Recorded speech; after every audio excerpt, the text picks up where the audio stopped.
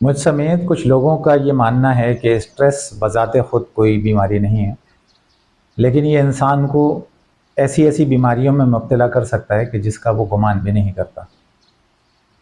Stress کو کس طرح سے کنٹرول کیا جائے، اس کے لیے اسپریچولی اسپیکنگ بسم اللہ الرحمن الرحیم والضحیٰ واللیل اذا سجا ما ودعک ربک وما قلی، جس کا ترجمہ یہ ہے کہ آفتاب کی قسم اور اس رات کی جب وہ چھا جائے، تمہارا رب نہ تو تم سے ناراض ہے نہ ہی اس نے تمہیں چھوڑا ہے۔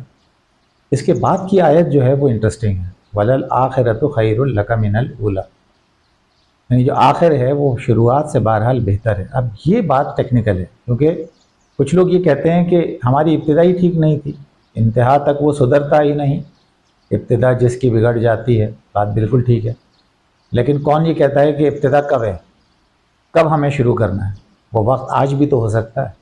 اگر آپ آج سے اپنے طرز زندگی کو چینج کرنے کی بات کریں تو وہ شروعات ہوگی، اس کا اثر یقیناً آپ کے آخر پہ پڑے گا۔ تو آخر جس کو ہم آخر سمجھتے ہیں وہ آخر نہیں ہے۔ فار ایگزامپل کرنل سینڈرز جو ہے 65 سال کی عمر میں اس نے کینٹکی فرائیڈ چکن کا آغاز کیا، اور آج آپ دیکھتے ہیں KFC جگہ جگہ نظر آتا ہے۔ تو وہ بھی یہ کہہ دیتا ہے کہ نہیں آخر تو ہو گیا اب میرا، زندگی تو ساری گزر گئی، آج کریں جو کرنا ہے۔ ہر کوئی اپنے اپنے ٹائم زون میں چل رہا ہے۔ اوباما 55 سال کی عمر میں 2 بار صدر بن کے رخصت ہو جاتا ہے، لیکن ڈونلڈ ٹرمپ جو ہے وہ 75 سال کی عمر میں صدر بنتا ہے۔ صدر تو دونوں بن گئے، دونوں اپنے اپنے ٹائم زون میں چل رہے ہیں۔ کمپیریزن بالکل نہیں کرنا چاہیے۔ اب یہ جو آخر اور شروع کا معاملہ ہے، اس کے اوپر میں تھوڑی سی اور ڈیبیٹ کر لیتا ہوں۔ غالب نے اس آیت کی تفسیر بیان کی، وَلَلْآخِرَةُ خَيْرٌ لَكَ مِنَ الْأُولَىٰ، کہ پاتے نہیں جو راہ تو چڑھ جاتے ہیں نالے، رکتی ہے میری تباہ تو ہوتی ہے رواں اور، یعنی جب رکاوٹ آئے گی، آپ جب آغاز کریں گے تو لازمی طور پہ آبسٹیکلز آنا شروع ہوں گے، آپ کو رکاوٹوں کا سامنا کرنا پڑے گا۔ ان تمام باتوں کو چھوڑ کر آپ اپنے صرف مقصد پر نظر رکھیں، کیونکہ مسلمان کے ہاتھ میں بہرحال کوشش ہے۔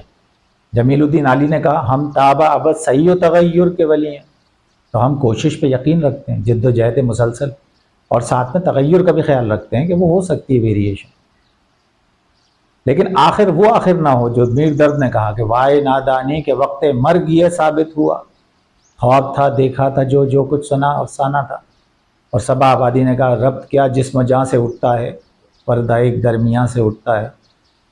تو آخر وہ ہوگا۔